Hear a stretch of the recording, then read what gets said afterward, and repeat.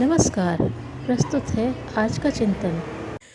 भारतवर्ष में सर्वप्रथम चलचित्र 1913 में दादा साहब फाल्के ने बनाया था। तब से आज तक भारतीय फिल्म उद्योग निरंतर उन्नति करता चला जा रहा है। उनके निर्यात से केंद्रीय एवं राज्य सरकारों को पर्याप्त आय हो जाती है। यूँ इस बात पर गर्व भी किया जा सकता है कि भारतीय सिनेमा उद्योग संसार के सिनेमा उद्योगों में द्वितीय स्थान रखता है। यदि वर्तमान अमर्यादित फिल्मों के दुष्परिणाम पर दृष्टि डालें तो लज्जा ही अनुभव करनी पड़ती है। अत्यंत खेद के साथ कहना पड़ेगा कि आज प्रायः 80% फिल्में ऐसी बन रही हैं जिनसे पारिवारिक सामाजिक वातावरण दूषित बनता है तथा अपराधों में वृद्धि होती है।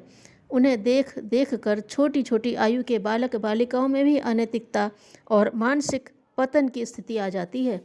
आज विद्यार्थियों का जीवन जितना अनुशासन विहीन और अमर्यादित हो रहा है, उसका बहुत बड़ा दोष सिनेमा पर ही है। दूषित चलचित्रों व टेलीविज़न को देखकर युवक पॉकेट मार, जालसाज, चोर और शराबी तक बन जाते हैं और इससे भी एक कदम आगे बढ़कर उनका नैतिक पतन भी हो जाता है। युवक युवतियों में कामुकता की भावनाओं को उत्तेजित करने के लिए अंग प्रदर्शन एवं चुंबन जैसे दृश्यों को बढ़ावा दिया जाने लगा है। कुछ निर्माताओं का तो यहाँ तक कथन है कि बलात्कार के दृश्य, पात्रों का अश्लील प्रस्तुतिकरण, नारी पात्रों के अर्धनग्न शरीर का प्रदर्शन, ये सब बातें अत्यंत सामान्य हो गई हैं। इसका परिणाम यह हुआ है कि यौन अपराध दिन दूने रात चौगुने बढ़ते जा रहे हैं और राष्ट्र के शुभचिंतकों के लिए चिंता का विषय बने गए हैं। चलचित्रों में जीवन की यथार्थता का चित्रण होना चाहिए। देशव्यापी समस्याओं, गरीबी, बेरोजगारी, शोषण आदि का रेखाचित्र होना चाहिए। परंतु फिल्म निर्माता तो चंद चांदी के टुकड़ों को बटोरने में ऐसे लगे हैं कि देश में क्या हो रहा है उससे उन्हें कोई मतलब ही नहीं। सेंसर बोर्ड को यह कार्यभार सौंपा गया था कि वह उन चलचित्रों का प्रदर्शन न होने दे जो भारतीय समाज की नैतिक मान्यताओं के प्रतिकूल हों, जिनमें घटिया सेक्स, बलात्कार, भ्रष्टाचार, नग्न शरीर या कामोत्तेजक शारीरिक आकृति दिखलाई गई हो। परंतु आज फिल्म निर्माता और सेंसर बोर्ड दोनों ही राष्ट्र के साथ खिलवाड़ करने पर तुले हुए हैं और इनकी सांठ-गांठ के कारण उपरोक्त उद्देश्य को ताक पर रख दिया गया है।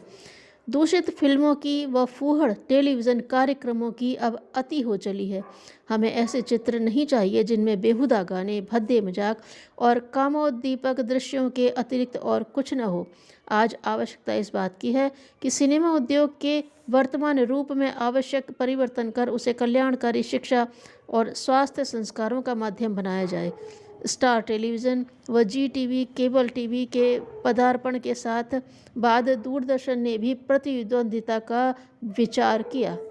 परिणाम स्वरूप एक पूर्णतः नग्नता की परेड वाला फैशन शो उसने 1992 वर्ष के अंतिम सोमवार को दिखाया। गिरावट की ओर रुझान मन की सबसे बड़ी कमजोरी है।